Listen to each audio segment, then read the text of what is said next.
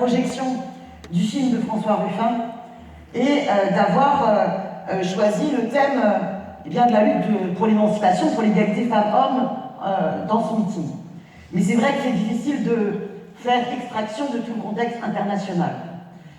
En ce moment, on est tous préoccupés évidemment par la guerre en Ukraine, avec la trouille et la volonté déterminée que tout soit engagé pour que cette guerre s'arrête et qu'en aucun cas elle ne se propage en guerre totale.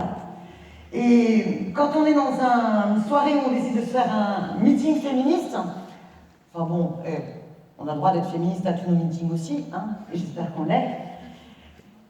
Parler de la guerre est une question importante parce que la question féministe, elle est centrale et elle est aussi centrale en temps de guerre.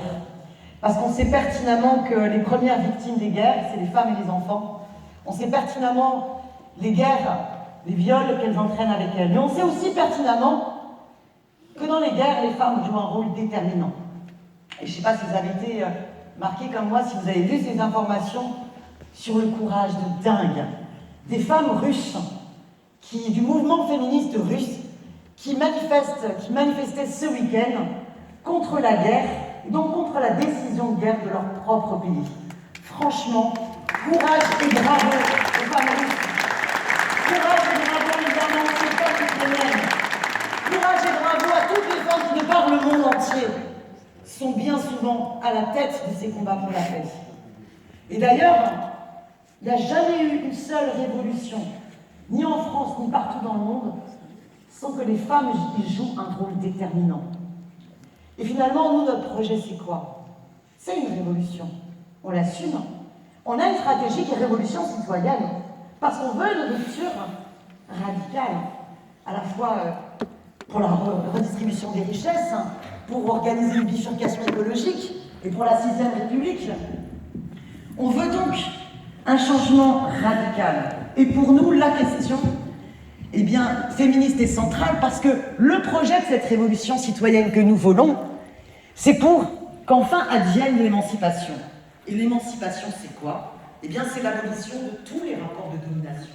Et donc forcément, la question de l'abolition de la domination patriarcale est fondamentale, c'est une première dans ce combat-là. Et quand on est pour justement ce projet d'harmonie des êtres humains entre eux et avec la nature, la question de l'égalité femmes-hommes est importante et essentielle. Nous les femmes, on est plus de la moitié de l'humanité. Souvent on dit la moitié de l'humanité.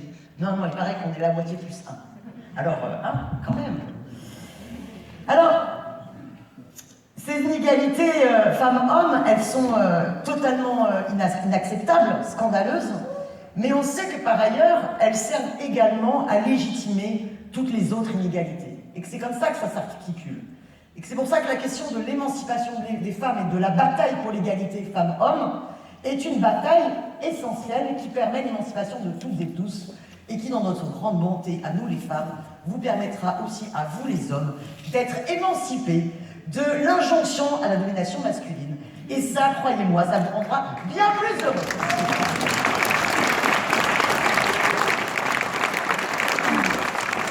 Alors nous sommes universalistes, nous sommes pour l'égalité, mais en ce moment il y a une petite musique comme quoi il faudrait à tout prix, quand on est universaliste, surtout pas être woke, on nous cherche des gros mots comme ça. Et alors surtout, il ne faudrait pas avoir une prise en compte de l'intersectionnalité des luttes, ça serait mal, ça serait contraire à l'universalisme. Alors nous l'assumons tout de go. Il n'y a aucune incompatibilité avec la prise en compte de l'intersectionnalité des luttes. Tout simplement parce que ça serait absurde de penser contradictoire avec quelque chose qui est un fait réel. Car que ça plaise ou non à certains dans certaines sensibilités politiques, c'est un fait réel. L'ensemble des dominations s'articulent. Les discriminations en fonction du genre, les dominations en fonction des origines réelles ou supposées, des appartenances, des orientations spirituelles ou religieuses, les discriminations en fonction des orientations sexuelles ou des discriminations en fonction d'un handicap ou pas de handicap, toutes ces dominations s'articulent. Et prendre en compte cette intersectionnalité, c'est justement prendre en compte le fait réel. Et ça n'est en aucun cas incompatible avec une vision universaliste, bien au contraire. Alors, vous avez vu un magnifique film tout à l'heure. Et on est dans un contexte où, après tous les mouvements MeToo, MeToo Théâtre, MeToo Politique, et j'en passe, j'aurais dû noter toute la liste, on sent qu'il y a une disponibilité, une mobilisation très forte en France, mais partout dans le monde, sur les questions féministes, un renouveau complet de la dynamique féministe. Et pour autant, franchement, au gouvernement, les mesures prises, on voit rien. Pourtant, on avait quand même la chance, avec Emmanuel Macron, c'était quand même une grande cause du quinquennat. Ben, c'est un tout petit bilan à l'arrivée. Alors, sachez que la Fondation des femmes, puisque tout à l'heure, à très juste titre, il a été dénoncé le chantage à la dette, surtout ne dépensez pas d'argent public, c'est la dette, la dette, la dette.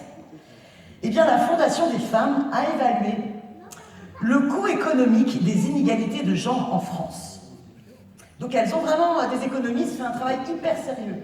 Alors évidemment, il y a un coût qui est le coût humain qu'elles ne peuvent absolument pas estimer, calculer. Mais elles ont calculé le coût économique et elles l'ont chiffré à 116 milliards d'euros. C'est énorme. Les inégalités, les rapports de domination coûtent beaucoup plus cher à la société qu'une politique très ambitieuse, très offensive de rupture pour garantir les conditions de l'émancipation. Et ça me semble important de commencer par là. Alors, l'égalité salariale femmes-hommes, où on en est? Dans la continuité du film de François Ruffin, je voudrais vous raconter une petite anecdote. Moi, je suis conseillère de Paris, et il y a une bataille que je poursuis depuis pas mal de temps, qui est celle de la déprécarisation des cantinières. Les cantinières, c'est un boulot essentiel. C'est des femmes qui nourrissent nos enfants à la cantine. Eh bien, sachez qu'elles ont une feuille de paye tellement petite qu'elles n'ont pas de quoi nourrir leurs propres enfants. Les cantinières, malgré 20 ans de majorité de gauche à la mairie de Paris, avec le Parti Socialiste, eh bien, on rigole pas. Non mais c'est pas parce que Anne Hidalgo est en train de se faire dépasser par la salle qu'il faut en rire. Mais ça fait plaisir. Revenons-en. En fait, malgré 20 ans de bilan de mandat de gauche, eh bien, bon nombre de cantinières ne sont toujours pas à plein temps et ont des feuilles de paye entre 530 et 700 euros par mois. Et j'aime autant vous dire que les loyers à Paris, c'est quelque chose, quoi. Déjà, avec 530 et 700 euros, si vous mettiez 100% de votre salaire dans le loyer, c'est même pas sûr que vous puissiez vous loger. Et moi, je trouve ce film de François Ruffin merveilleux parce qu'il montre à quel point les premiers de corvée, ces femmes essentielles, sont totalement méprisées, précarisées, sous-payées. Dans une situation qui n'a absolument rien de fatal. C'est juste qu'il n'y a pas eu de volonté politique. Juste à Paris, en 20 ans, ils ne se sont pas dit c'est une urgence. On ne peut pas dire qu'on est féministe et accepter que des cantinières touchent 700 euros par mois et soient même pas à plein temps et soient bien en dessous du seuil de pauvreté. Pourtant, on sait qu'on est dans un pays où les richesses, elles existent. 5 milliardaires possèdent autant que 27 millions de Français. Et pour autant, nous avons 9 millions de pauvres dans notre pays, dont 300 000 de plus depuis le début du mandat d'Emmanuel Macron. Et dans sa lettre aux Français, vous avez tous lu la belle lettre aux Français d'Emmanuel Macron? Non. Non? Non. On lui renvoie, allez, on renvoie la lettre à l'expéditeur. Même pas on a envie de la lire. Bon, on l'a quand même regardé.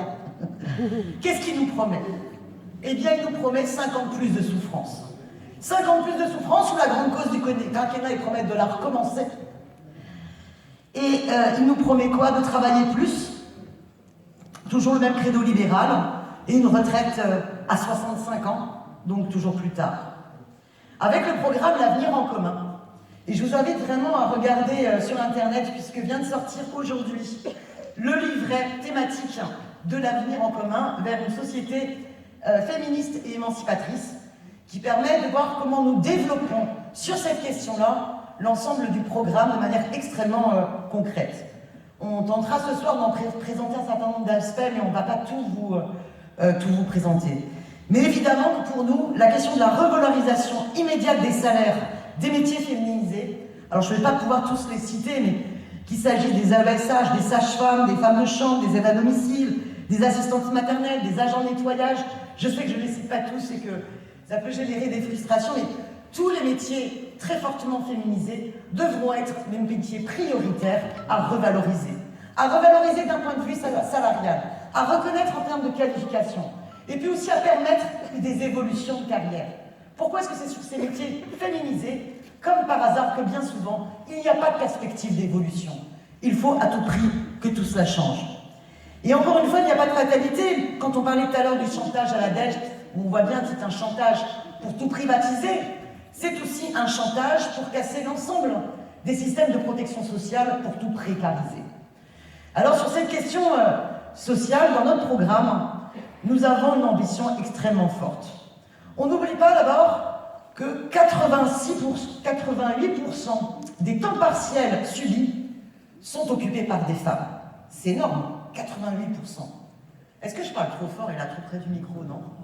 Non, c'est bien. Pas les oreilles. Vous me le dites, hein? C'est vrai? Il faut vous réveiller, là, c'est que la soirée elle est longue, là. Bon, moi j'ai l'impression de... Comme ça résonne et tout, je me suis dit, je les saoule. Non, tout va bien. Bien.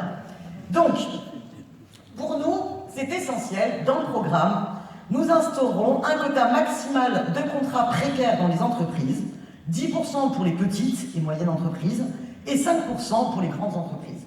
Et c'est déjà beaucoup. Et évidemment, la priorité, ce sera dans les 3 fonctions publiques, la titularisation de l'ensemble des contrats précaires. Et cette titularisation, nous la ferons immédiatement.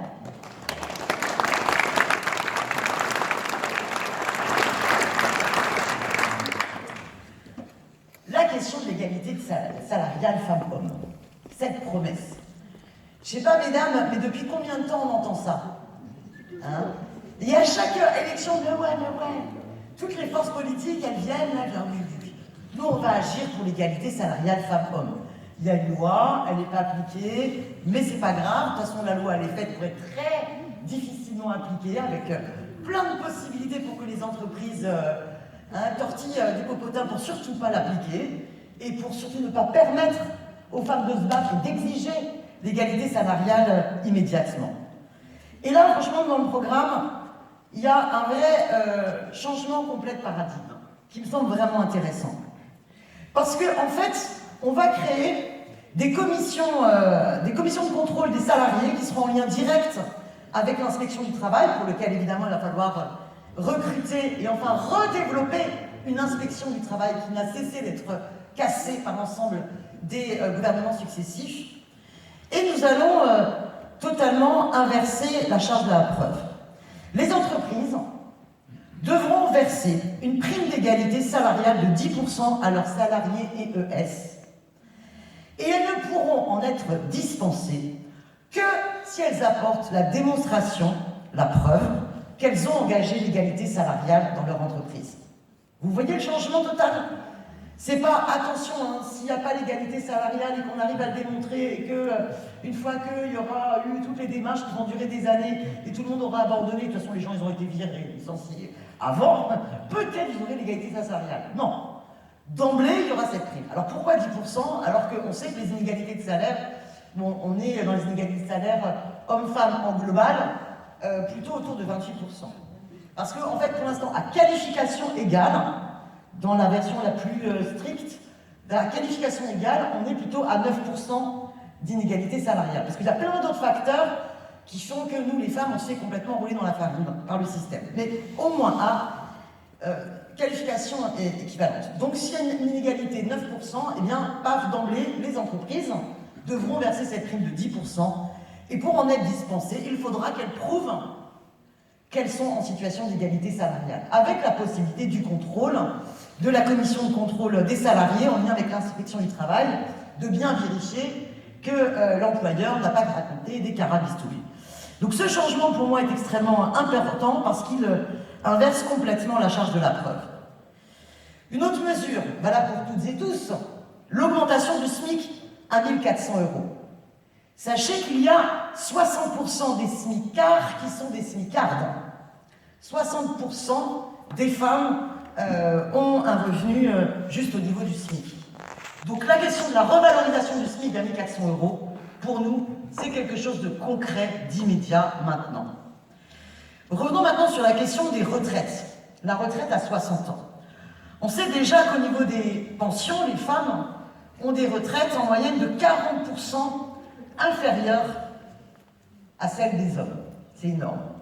Donc pour nous, le fait de revenir à la retraite à 60 ans et à taux plein, eh bien, alors que Macron, lui, comme tous les autres, Pécresse, Zemmour, Le Pen, vous savez, de toute façon, dans ces cas-là, vous avez Macron et Pécresse qui sont les candidats de l'extrême marché, Zemmour et Le Pen de l'extrême droite, mais sur les questions économiques, de toute façon, Zemmour et Le Pen sont également sur les mêmes contenus libéraux que Macron et Pécresse, et de toute façon, sur l'ensemble des autres questions, Macron et Pécresse ne cessent de courir derrière l'extrême droite.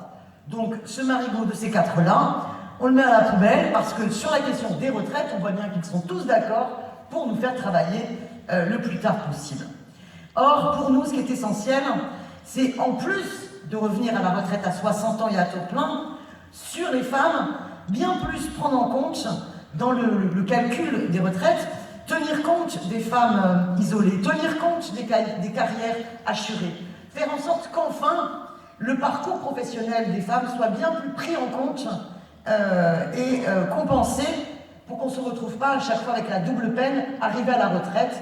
Nous avons été victimes de discrimination dans le travail pendant toute la vie. On a pris sur nous tellement de tâches ménagères qui n'ont pas été réparties. On a dû mettre nos carrières entre parenthèses et on se retrouve avec la retraite de misère à la fin. Ça suffit. Ça suffit. Et par ailleurs, à la fin, il ne faut pas de retraite inférieure au montant inférieur au SMIC. Et cette question, elle me tient à cœur parce que je ne sais pas vous dans vos porte-à-porte, mais moi dans les porte-à-porte, je rencontre de plus en plus de personnes âgées en situation de pauvreté. Des personnes âgées en situation de pauvreté et notamment des femmes. Énormément de femmes qui n'arrivent pas à boucler les fins de mois. Et la question de la lutte pour éradiquer la pauvreté est une question extrêmement importante pour notre programme. On a fait différents plans, le plan Zéro sans-abri, le plan pour agir contre la pauvreté, et une mesure, parce que je ne pourrais pas parler de toutes les mesures, mais qui est forte et qu'il faut transmettre comme bonne nouvelle. Le 10 avril, en prenant le bulletin de vote Jean-Luc Mélenchon, et en lui permettant d'être candidat et de gagner aussi au second tour, eh bien on instaurera la garantie dignité et la complémentaire dignité. C'est-à-dire qu'on fera en sorte qu'il n'y ait plus une seule personne avec des revenus inférieurs au seuil de pauvreté, c'est-à-dire 1063 €. J'allais dire 4, ça écorchait mon oreille. Mais le deuxième rang m'a soufflé, non, c'est 1063 €. Et c'est important parce que cette garantie d'unité, elle va permettre de sauver de l'extrême pauvreté bon nombre de femmes. Et il faut prendre en compte qu'il y a des mesures spécifiques aussi à instaurer pour ce qu'on appelle les familles monoparentales. Moi, ça m'énerve qu'on parle de famille monoparentale. Mais quelle hypocrisie! Mais moi, je veux dire qu'on me donne un chiffre qui permette de justifier qu'on utilise le terme de famille monoparentale. Pourquoi on ne prend pas tout simplement le terme de mère isolée avec enfant? Parce que quand même, dans 99% des cas, c'est de ça dont il s'agit. Alors, utilisons le terme.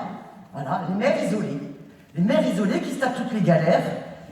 Eh bien, il y a des mesures spécifiques. Il ne faut plus imposer les pensions alimentaires qui sont intégrées dans l'assiette fiscale au même titre que le salaire.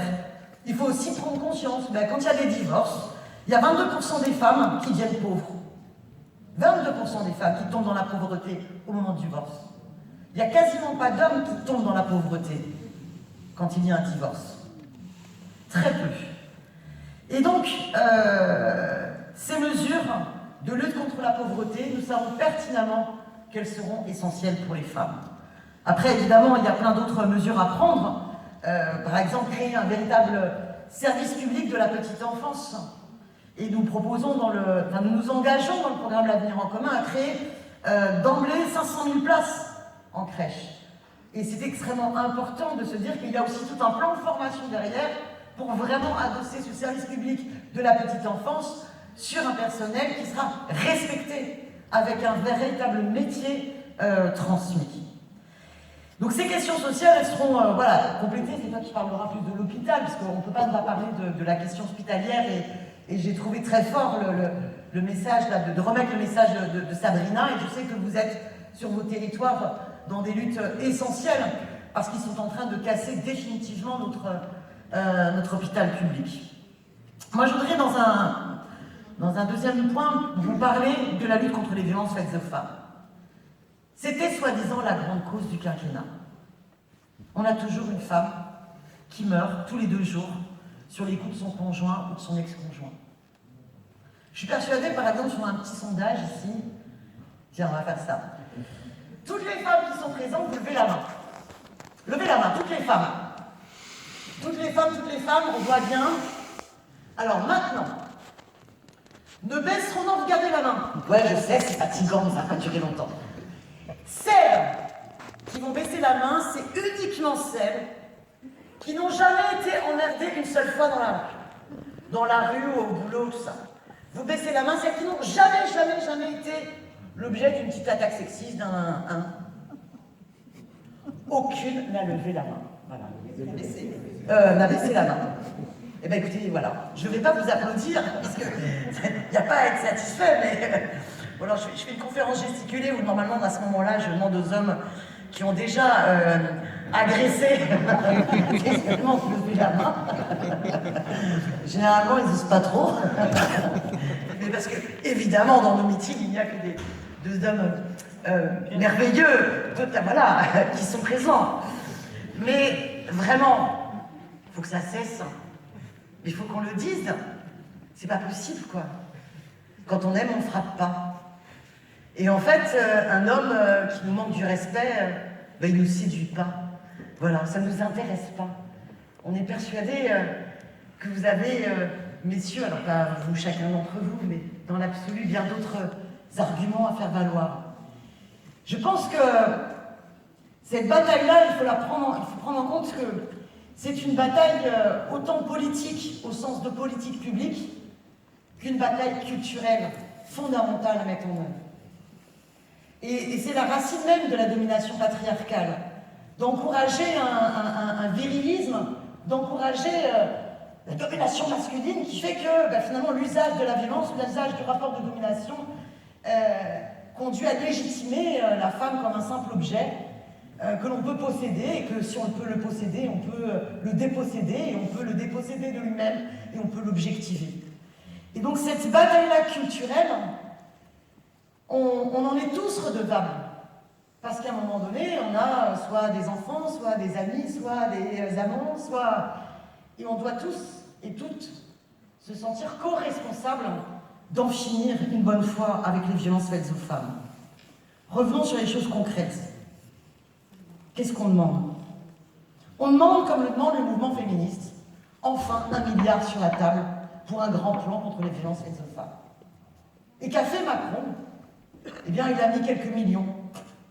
Et puis il a même voulu à un moment donné privatiser le numéro de téléphone d'urgence 3919. La belle affaire. Il y a peut-être du fric à se faire. Il y a peut-être du fric à se faire sur le dos des violences faites aux femmes.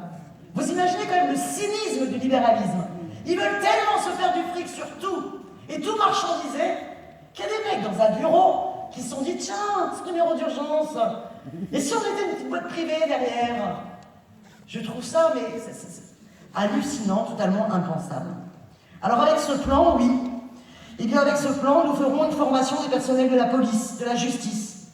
Nous créerons des places d'hébergement d'urgence, une présence humaine dans les transports. Moi, je ne sais pas comment ça se passe chez vous, mais alors à Paris, ils sont en train d'inventer les transports sans personnel, hein, des métros automatiques. Il n'y a plus d'êtres humains. La déshumanisation est bientôt totale. Et comme on aura bientôt les voitures, enfin elles sont déjà inventées, hein, les voitures sans chauffeur, Tout va bien, ça fait rêver cette société. Alors oui, nous voulons créer aussi un pôle judiciaire spécialisé des violences sexuelles et sexistes et renforcer l'accueil des victimes au sein des commissariats avec des brigades spécialisées pour que la double peine arrête. Qu'en plus d'avoir subi une violence, on ne se retrouve pas dans une situation au commissariat où on ne prend même pas en compte la plainte que l'on veut déposer. Évidemment, nous allons aussi engager des moyens dans la lutte contre le cyberharcèlement.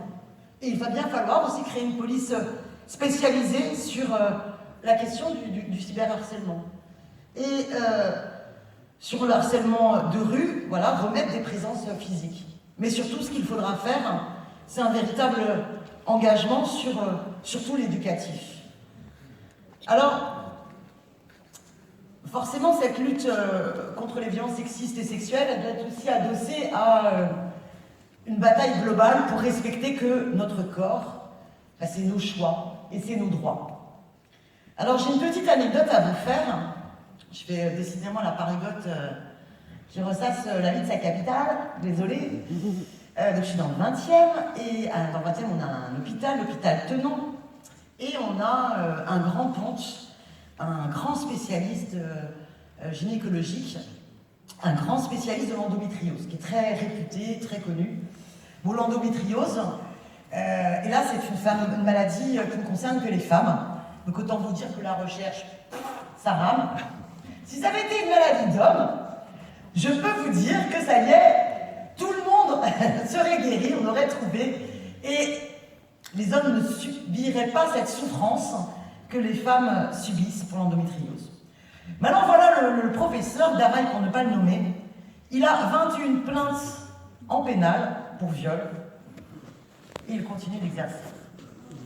Ben oui, parce qu'en fait, les femmes, pour lui, c'est normal, quand elles viennent le voir, eh bien, il estime pas forcément nécessaire de demander leur consentement pour un doigté vaginal ou un doigté rectal. Et quand à un moment donné, vous avez l'ensemble des internes, une dizaine d'internes qui arrivent dans la chambre de la dame, eh bien, s'il faut leur montrer les actes à faire, eh bien, les 10 peuvent, les uns à la suite des autres, faire le doigté vaginal, le doigté rectal à madame, sans qu'on lui ait demandé son consentement. Évidemment, je vous ai donné les cas les plus extrêmes, mais ça semblait normal.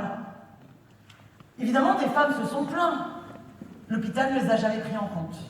On se retrouve aujourd'hui avec 21 plaintes au pénal. On se dit, ça va s'arrêter. D'ailleurs, la direction de l'assistance publique au hôpital de Paris a pris une décision. Ils ont suspendu le professeur Daraï. Alors ça y est, il n'exerce plus. Ah, pour les journalistes, l'affaire est réglée, puisque la direction a dit qu'il était suspendu. Eh bien non, il a été suspendu simplement de son rôle de chef de service.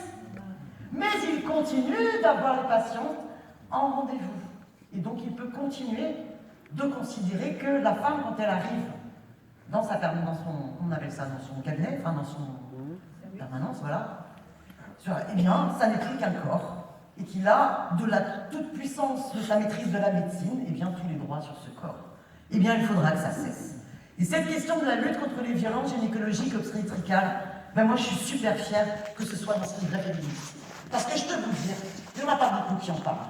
Et d'ailleurs, parmi les rares lois que la République en marche a bien nous laisser, nous concéder, qu'enfin nous puissions les faire adopter à l'Assemblée nationale, eh bien, moi, je suis très fière que parmi ces lois, il y ait justement la loi sur la reconnaissance de l'endométriose. Et rien que pour ça, quand on voit tout le travail qu'on fait notre groupe de parlementaires pour résister à toutes les attaques de la Macronie et porter des projets de loi, eh bien, quand ils ont obtenu l'adoption de cette loi-là, j'étais très fière et je pense qu'on peut vraiment les applaudir.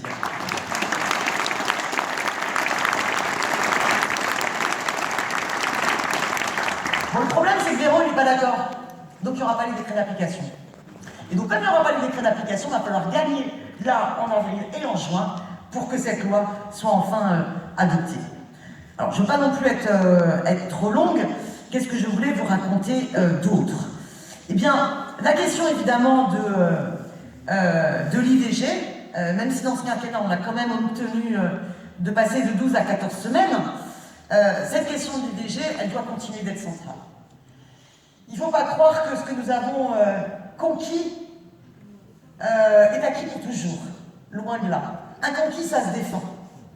Un conquis, ça se défend, et surtout le droit à l'avortement, quand on voit les attaques des intégristes et les attaques aussi des politiques d'austérité de casse de l'hôpital public. Parce que vous avez vu à chaque fois, généralement, partout dans toute la France, c'est les maternités qu'on attaque au départ. Et ce droit à l'IVG, il faut, pour le garantir véritablement, l'inscrire dans la Constitution.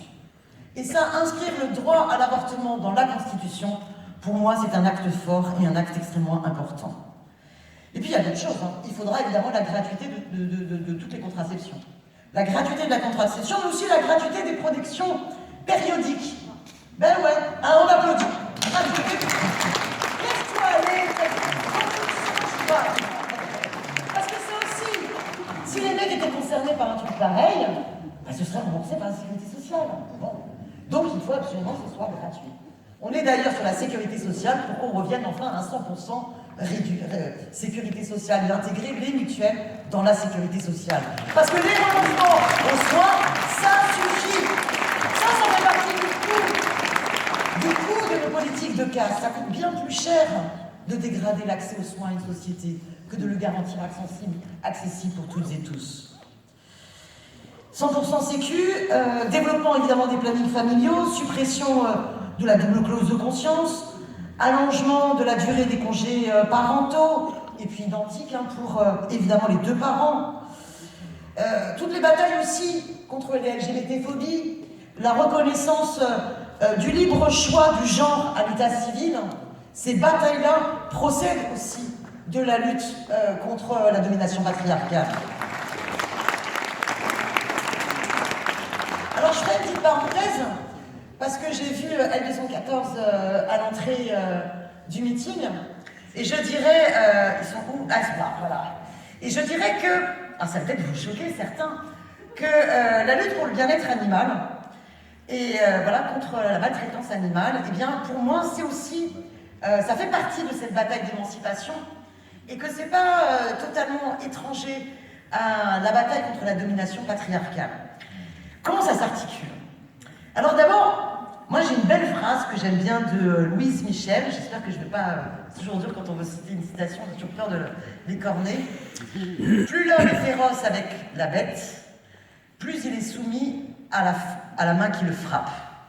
C'est-à-dire que comme les dominations s'articulent, bien souvent le mari tabasse sa femme et ça lui permet comme si ça lui permettait de mieux accepter qu'il est surexploité par le patron. Et en fait, frapper l'animal, croire qu'on a un pouvoir sur un être vivant, c'est aussi l'illusion qu'on a un pouvoir sur d'autres êtres vivants. Et accepter l'atrocité vis-à-vis de quelqu'un, d'une personne sensible, forcément, comment comprendre que vis-à-vis d'autres personnes sensibles, il ne faut pas être dans l'atrocité. Alors je ne suis pas en train de dire que j'instrumentalise la lutte contre la souffrance animale pour la cause féministe, mais parce que je pense que finalement c'est lié, parce que c'est la même chose que l'on veut faire régresser, c'est-à-dire c'est l'instrumentalisation de tout être vivant, et c'est finalement cette domination patriarcale qu'on veut infliger dans tous nos rapports, dans tous nos rapports sociaux, et dont il faut qu'on s'émancipe. Alors, dernière petite chose que je voulais vous dire, notre projet c'est l'émancipation, ça passe par l'égalité, ça passe par la parité, ça passe par la visibilité. Évidemment que en politique, c'est pas toujours simple. Moi, il y a une anecdote que j'aime bien raconter. J'étais avant co-coordinatrice du parti de gauche, qui était le parti au départ à l'origine de la création de la France Insoumise, il y en a dans la salle. Au moment du Brexit, je ne sais pas si vous vous souvenez, c'était François Hollande qui était président. C'était il y a longtemps. Je sais pas, quand tu dis François Hollande, on a l'impression que c'est un truc hyper loin. Finalement, on oublie vite. Donc François Hollande est président de la République, et puis alors il invite les chefs des différents partis politiques pour discuter de cette situation grave du Brexit. Alors comment ça se passe? Alors vous avez quand même un service du protocole qui est extrêmement important, parce que vous n'allez pas à rentrer dans l'Élysée au même moment que Le Pen sort, pour pas que les délégations elles se bouffent le nez, quoi, et que ça part en vrille. Alors vous avez le service du protocole qui nous fait attendre, et puis on arrive, Alors il y avait, on a été venu avec, on était un binôme, Éric Coquerel et moi-même à la tête co-coordinateur du parti de gauche. Puis on avait invité un jeune camarade qui s'appelait Jean-Luc Mélenchon. Donc Jean-Luc Mélenchon, bien sûr, est dans la délégation.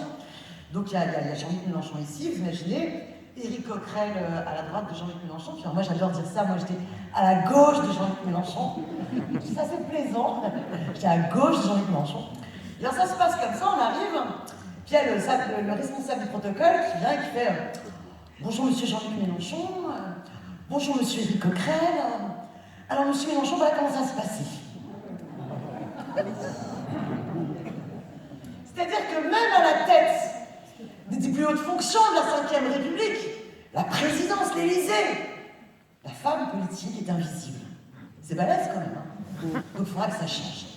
Donc il faudra qu'avec notre 6e République, avec l'Assemblée constituante, non seulement on débarrassera de la monarchie présidentielle, mais l'égalité de l'homme et la parité, on la mettra à tous les niveaux de la société.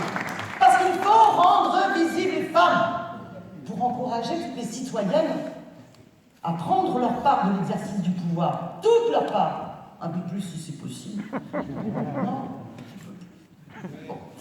Donc on généralisera la parité dans toutes les institutions politiques, administratives, économiques, syndicales et associatives. Mais pour arriver à cela, il faudra mener cette bataille culturelle. Et les batailles culturelles, si elles dépendent de tout le monde, elles doivent dépendre aussi de politique publique.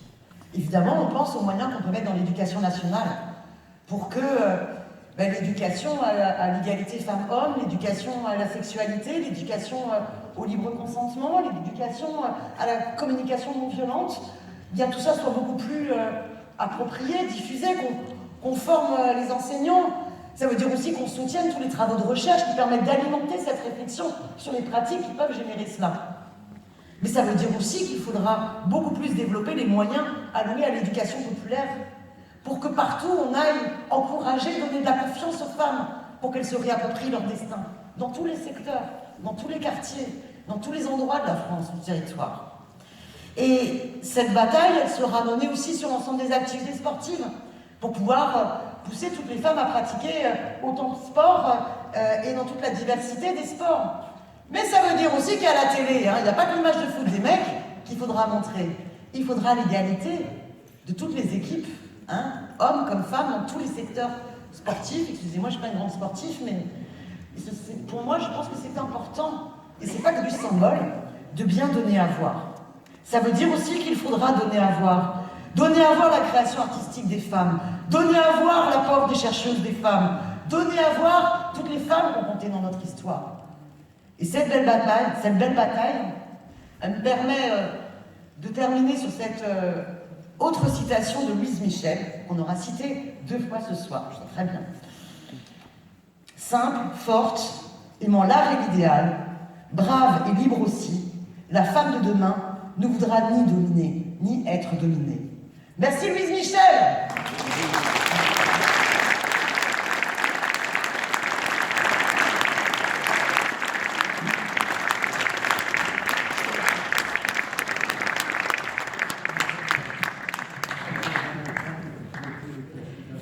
Bonsoir, je vais peut-être me balader un peu, donc je retire le micro.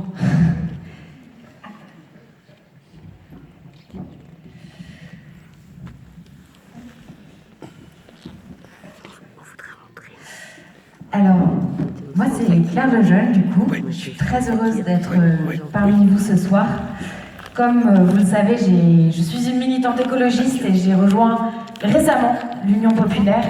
Et plus que jamais,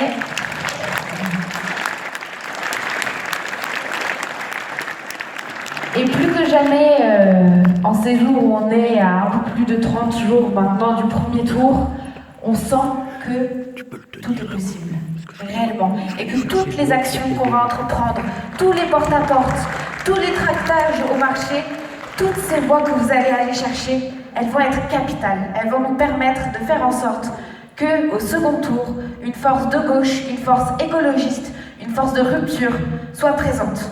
Et ça changera énormément de choses dans ce pays. Voilà, donc déjà, merci d'être là ce soir. Merci aux organisateurs, merci à Pascal, à Marielle, à d'autres qui nous ont vraiment fait un accueil très chaleureux. On a déjà mangé du phare breton, c'est pour dire. Donc voilà, il était très bon. Et en fait, moi, j'ai rejoint l'Union populaire parce que je pense que c'est ici qu'on a compris à quel point écologie et social, ça n'est que deux facettes d'une même pièce.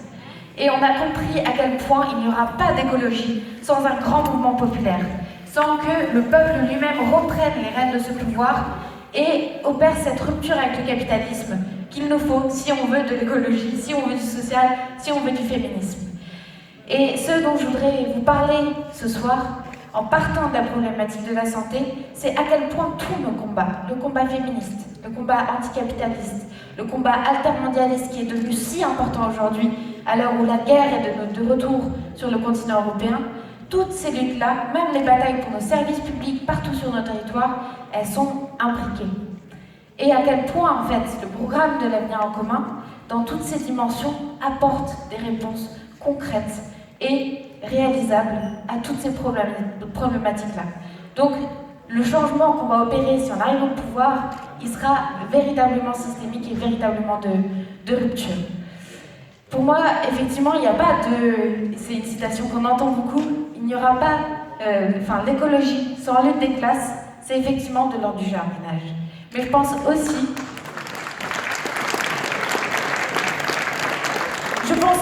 que le féminisme sans lutte des classes, c'est un féminisme de salon, c'est un féminisme à la Marlène Schiappa, c'est le féminisme qui a fait qu'on a eu la lutte contre les violences faites aux femmes, soi-disant grande cause du quinquennat, et que Macron est obligé de le remettre en grande cause du quinquennat dans son programme actuel, parce que rien n'a bougé. Rien n'a bougé. Même les quelques millions qu'ils ont bien voulu saupoudrer ici ou là, on n'a rien vu en termes de transformation, et le féminicide continue, les violences continuent, les inégalités salariales, les inégalités en termes de rapport au travail, les inégalités face à la précarité se poursuivent encore et encore. Donc il nous faut incarner ce féminisme de rupture, ce féminisme qui part d'un mouvement populaire. Moi je suis née dans le 91, je suis née à Juvisy-sur-Orge, et je suis née dans une maternité qui a fermé en 2012. Et nous, dans notre territoire, comme je sais que c'est le cas ici aussi, on se bagarre pour éviter que les services ferment, que des lits ferment encore à Dourdan, à Longjumeau, à Orsay.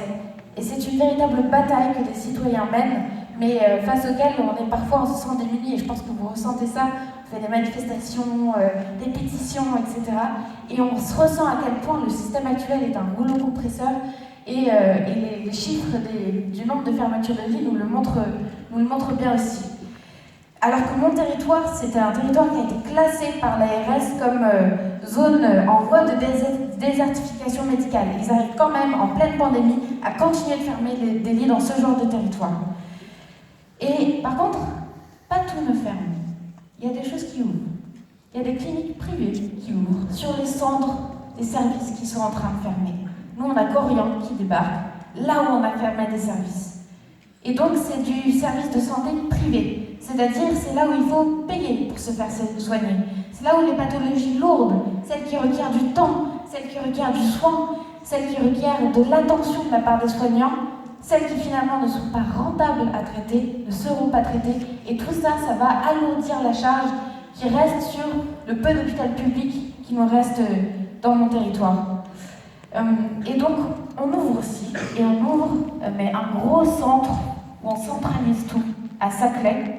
Sauf que ça veut dire très très concrètement, dans le vécu des Essonniens, dans le vécu des habitants du 91 où j'habite, qu'il y aura des renonciations à se faire soigner. Parce que c'est pas vrai que les gens qui habitent à Grigny, la ville près de chez moi, qui est la ville la plus pauvre de France, vont aller faire des kilomètres et des kilomètres pour se soigner, alors qu'ils dépendent des transports en commun qui sont par ailleurs en très mauvais état dans mon territoire. Donc, très concrètement, ça va aggraver de manière très significative l'ensemble des inégalités face à la santé, et je pense que vous vivez la même chose ici de ce que j'ai pu comprendre de votre situation.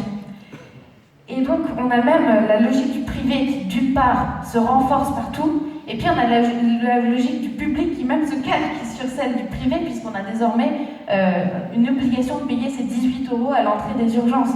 Donc on est dans un système où, en fait, le privé commence à manger même à l'intérieur du service public. Et on arrive véritablement à, là dans la vidéo de Sabrina au début, elle disait, cette toute première phrase, c'est comme dans un supermarché. Ah oui, l'hôpital, là on prend soin des gens, là on répare l'humain comme on peut, ça devient comme un supermarché. Et ça c'est une tristesse folle et ça doit nous mettre en colère, on doit garder cette colère et cette indignation parce que ce n'est pas inéluctable. Ce système-là, il a été construit politiquement. C'est le résultat de décennies de choix politiques. Et si on veut prendre les phases les plus récentes, c'est la loi Bachelot, 2008, la loi HPST, quelque chose comme ça, celle qui met en place la tarification à l'acte, celle qui fait de l'hôpital une usine à soins, celle qui instaure un rapport productiviste finalement à la santé. Et puis il y a eu une suite comme ça de lois qui sont continuées dans la même logique de réduction de la dette, soi-disant, de l'hôpital public. Et on arrive vraiment à une conception du coup de l'hôpital entreprise. Il y avait 468 000 lits en 2003, il n'y en a plus que 460 000 en 2017, et Macron a fermé 5 700 lits en 2020, et en tout, donc en pleine pandémie, et il aura fermé en tout 17 600 lits sur l'ensemble de son quinquennat. Et donc, cette lettre qu'il nous a envoyée, effectivement, on a très envie de y retourner, et très vite, et de glisser dans l'urne en avril un bulletin qui va nous permettre de dégager Macron. Oui, on peut applaudir ça. Donc ce système-là, qu'est-ce qu'il crée concrètement? Il crée de la maltraitance pour les soignants, pour les patients. Il construit un système où les soignants maltraitent malgré eux leurs patients. Il crée de la souffrance, il crée du burn-out, les suicides dans le personnel soignant sont en hausse. Et pourquoi j'ai voulu commencer par vous parler de ça, de cette situation? Parce que je pense qu'elle est très emblématique en fait, de la manière dont notre système politique et économique actuel exploite, invisibilise, maltraite ce qui est essentiel. Le soin, le lien, l'humain, le sens même de ce qu'on fait ensemble en tant que société. Et ces tâches essentielles, et c'est là où en fait on voit à quel point la lutte sociale et la lutte féministe sont complètement imbriquées, c'est que ces tâches essentielles, elles sont accomplies en grande majorité par les femmes. Aujourd'hui, dans l'hôpital public, c'est entre 80 et 90% des tâches, des postes qui sont remplis par des femmes. Et ce sont aussi toutes ces femmes de ménage, les AESH, les auxiliaires de vie, les institutrices, les caissières, toutes ces femmes qui se lèvent tous les jours et qui ont un travail de plus en plus précarisé et qui font tenir la société. Imaginez-vous un instant que toutes ces femmes disent non, aujourd'hui je ne vais pas au travail. Une grève massive de toutes ces femmes qui font tenir la société. Il n'y a plus rien. Il n'y a plus rien. Donc c'est pour ça, je pense que véritablement, toutes ces questions sont imbriquées. Et pour beaucoup, elles sont aujourd'hui sous le SMIC. Sous le SMIC. En temps partiel, comme on l'a dit, 86% des temps partiels subis, ce sont des femmes qui les occupent. Elles travaillent dans des conditions qui les exposent aux violences sexuelles et sexistes et à d'autres formes de violences économiques et environnementales. Et donc ce choix politique d'être simplement un accompagnement et un accélérateur même du système capitaliste et du système libéral, ça mène véritablement à cette situation qui détruit ce qui est essentiel et qui oublie, qui exploite, qui maltraite, qui invisibilise les essentiels, donc toutes ces femmes qui chaque jour se lèvent et qui font tenir la société. Ce sont celles que vous avez vues ce soir dans le film de François Ruffin, Debout les femmes. Et donc, capitalisme et patriarcat reposent sur tous les deux sous des formes de domination, d'exploitation. Et capitalisme et patriarcat, à la fois, renforcent et se nourrissent des inégalités. Et donc c'est pour ça que notre lutte contre le capitalisme et notre lutte contre le patriarcat doivent aller véritablement main dans la main, parce que c'est ça qui nous mène à la fois aussi vers le délitement des biens humains de manière généralisée et vers la destruction du vivant. Et donc, lutte féministe, lutte écologiste, lutte anticapitaliste, tout se tient. Et le programme La Vie en commun répond de manière systémique à ces trois préoccupations-là. Et j'ai aussi voulu vous parler de cet exemple-là parce que la question de la santé publique, je pense, permet aussi de comprendre ce lien entre écologie, féminisme et lutte sociale. Parce que de quoi étouffe et souffre l'hôpital public aujourd'hui, c'est certes du fait qu'on sabre les moyens. On se dit qu'on va pouvoir, oui, avec moins, on va pouvoir continuer à prodiguer des soins, à prendre soin, à prodiguer les soins dont on a besoin, mais c'est aussi parce qu'on a dans notre société une explosion des maladies et un délitement global de l'état de santé. C'est-à-dire que là, pour la première fois, la mortalité infantile, pour la première fois depuis des décennies, la mortalité infantile commence à réaugmenter. On a une explosion des maladies chroniques, diabète, toutes ces formes qui sont liées à des causes environnementales finalement, au sens très large. C'est la malbouffe, c'est la pollution de l'air, c'est un système où en fait la sédentarité est organisée. Et donc on est tous en souffrance. Et rajoutons à cela l'explosion des pathologies mentales et de tout le poids qui pèse aujourd'hui sur les hôpitaux psychiatriques est fou. Parce qu'on est dans une société malade et le nom de cette maladie, c'est le capitalisme. Qu'on le prenne.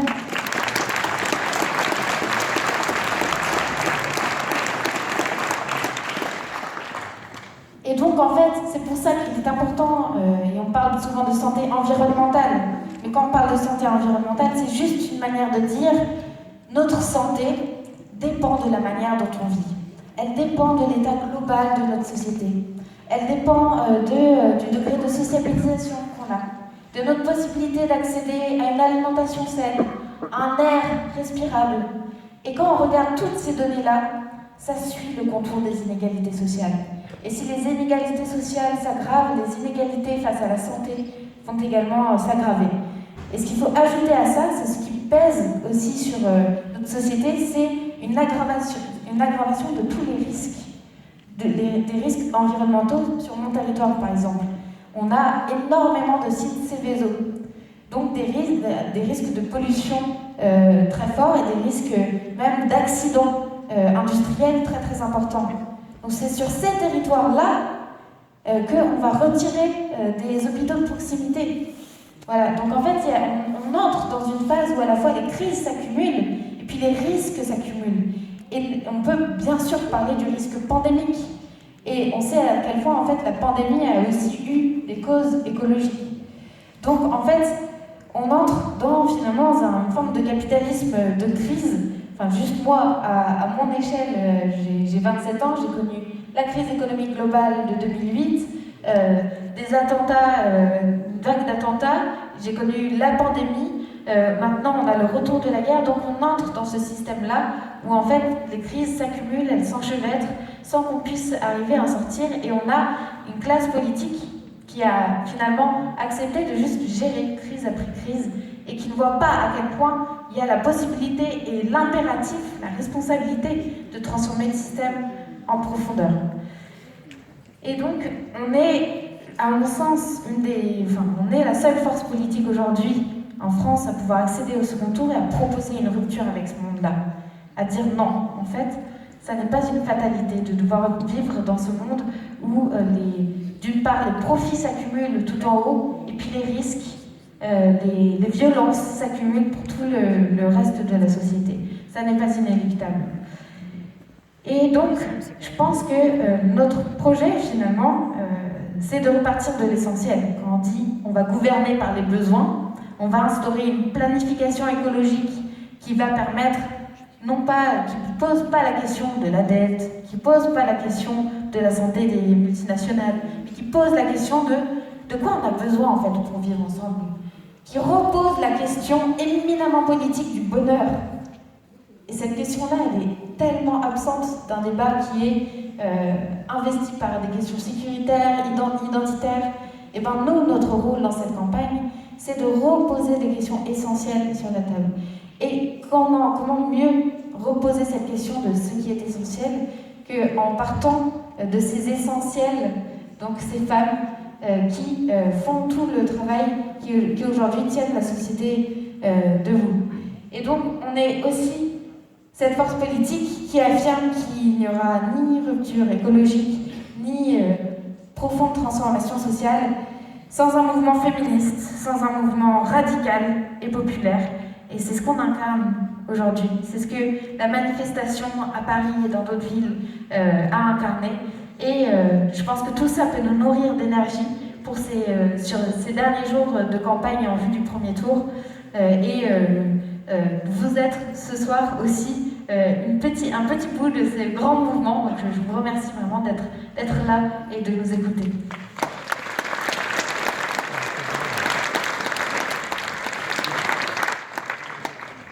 Je pense qu'il faut voir, Daniel l'a très bien détaillé, ce plan d'1 milliard d'euros aussi pour lutter de manière très directe et ciblée contre les violences sexistes et sexuelles et les violences faites aux femmes en général.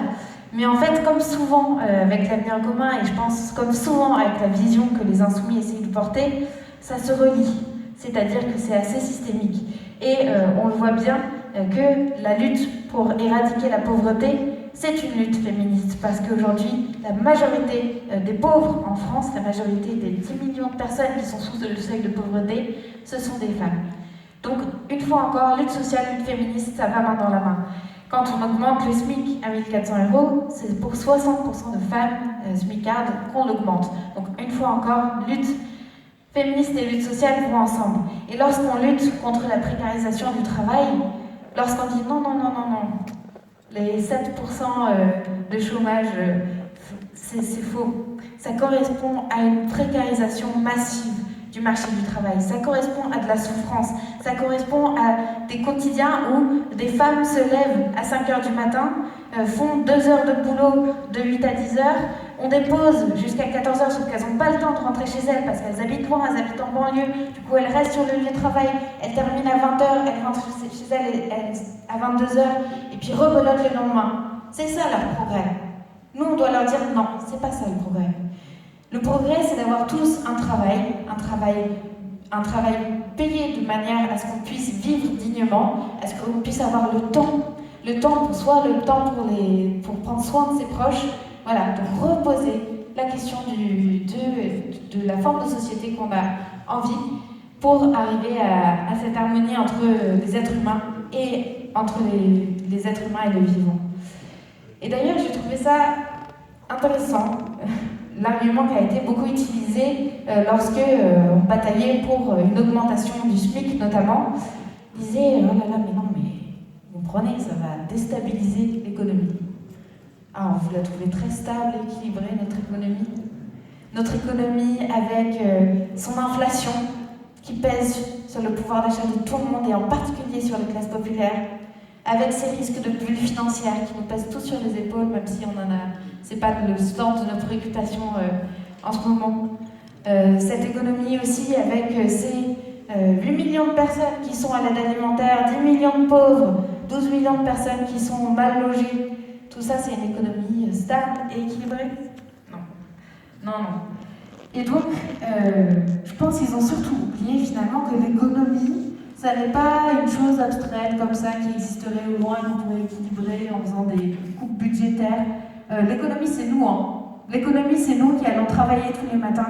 L'économie, c'est ces millions de femmes qui se lèvent pour aller nettoyer avant que les bureaux ouvrent, qui se lèvent pour aller servir les repas des gamins à la cantine. C'est tout ça, l'économie.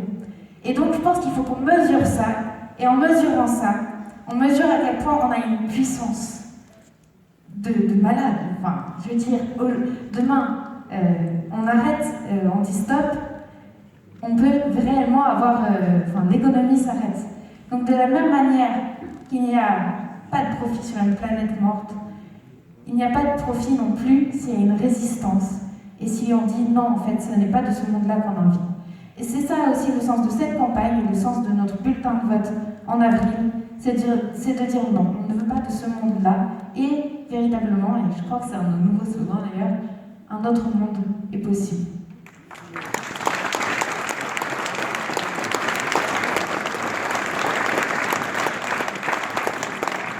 Et je voulais vous commencer à conclure avec cette phrase que je trouve très belle de Flora Tristan. Je ne sais pas si vous connaissez, une grande militante. On a eu 2 fois Louise Michel, je vais terminer sur Flora Tristan. Donc une militante féministe du mouvement du socialisme utopique, internationaliste également, du 19e siècle à peu près. Elle avait ces mots-là. Ouvriers, ouvrières, comptez-vous. Pris un à un, vous n'êtes rien, sinon qu'un grain de poussière, broyé sous la grande roue. Mais rassemblez-vous, unissez-vous. Vous êtes des millions, et des millions, c'est une force immense.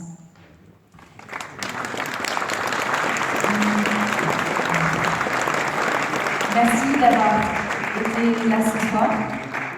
Je vais m'arrêter là et peut-être qu'on peut passer à des questions. 15 questions, c'est ça? Alors, je ne sais pas comment vous voulez qu'on procède. Peut-être que vous pouvez lever la main et puis